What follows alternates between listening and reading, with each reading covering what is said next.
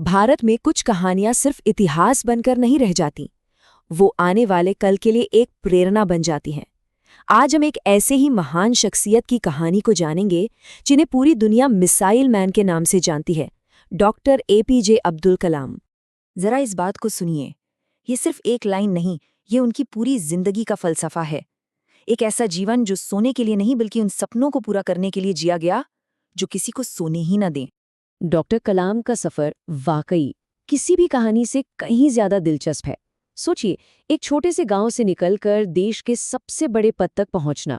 ये कहानी आज भी करोड़ों लोगों के लिए उम्मीद की सबसे बड़ी मिसाल है। और देखिए, यही बात डॉक्टर कलाम को सबसे खास बनाती है। उनकी कहानी किसी एक इंसान की कामयाबी की कहानी नहीं है, बल्कि ये इस बात का सबूत है कि हालात चाहे जैसे भी हों, अगर सपनों में जान हो तो उड़ान भरने से कोई नहीं रोक सकता। तो सवाल ये है कि ये चिंगारी आखिर जली कहाँ थी? चलिए कहानी की एकदम शुरुआत में चलते हैं, रामेश्वरम की उन गलियों में जहां भारत के भविष्य का एक बहुत बड़ा सपना पल रहा था। साल था 1931 और जगह थी रामेश्वरम।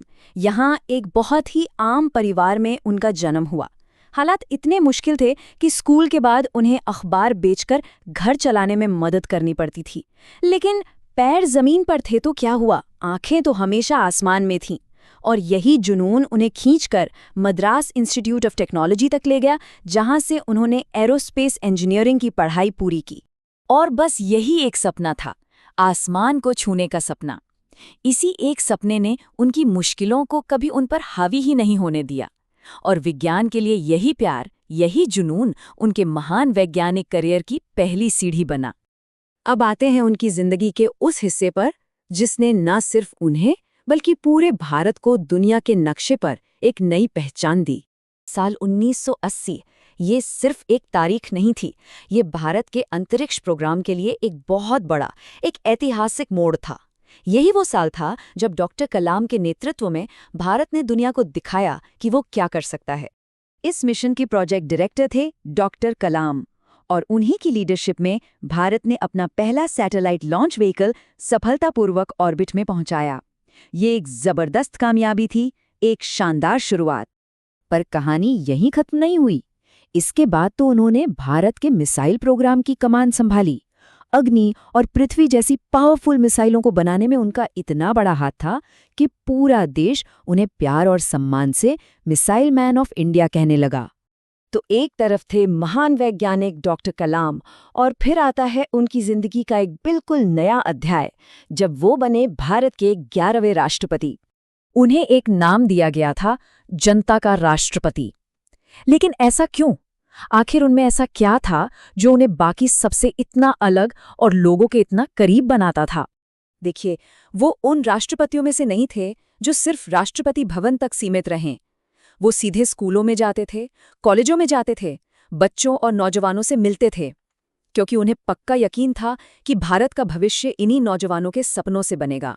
भले ही डॉक्टर कलाम आज हमारे बीच में नहीं है, लेकिन उनका असर, उनकी विरासत, वो हमेशा जिंदा रहेगी। उनका सपना आज भी हम सब के बीच जीवित है।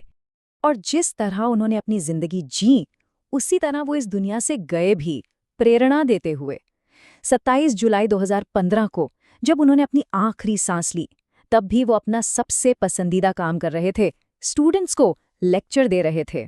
तो आखिर वो कैसा भारत देखना चाहते थे? उनका सपना 3 मजबूत पिलर्स पर टिका था। एक ऐसा भारत जो साइंस और टेक्नोलॉजी में मजबूत हो, एक ऐसा भारत जो आर्थिक रूप से तरक्की करे, और सबसे जरूरी, एक ऐसा भारत जिसकी असली ताकत उसके युवाओं के सपने हों। तो अंत में हम उन्हें कैसे याद रखें? एक वैज्ञानिक, एक राष्ट्रपति नहीं, वो इन सब से कहीं ज्यादा थे। वो भारत के सपनों की वो उड़ान थे जो हमें बताती है कि कुछ भी नामुमकिन नहीं है। डॉक्टर कलाम की जिंदगी बस एक ही बात सिखाती है, और उनका संदेश आज भी हम सबके लिए उतना ही सच है। बड़े सपने देखो और देश के लिए कुछ बड़ा करो। यही उनकी सबसे बड़ी और सच्ची विरासत है।